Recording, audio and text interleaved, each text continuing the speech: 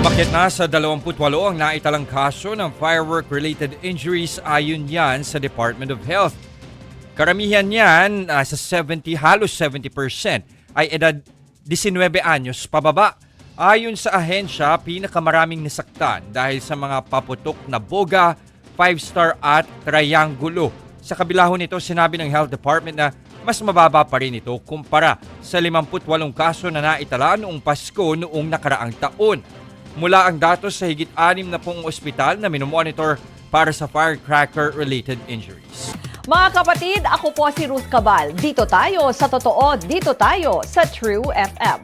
Mag-follow at mag-subscribe din po kayo sa aming social media accounts at True Network PH. Diyan po yan sa aming X na dating Twitter, sa FB, sa Instagram, sa YouTube, sa TikTok at sa mga podcast. At syempre, tutok din po kayo sa Signal True TV Channel 19.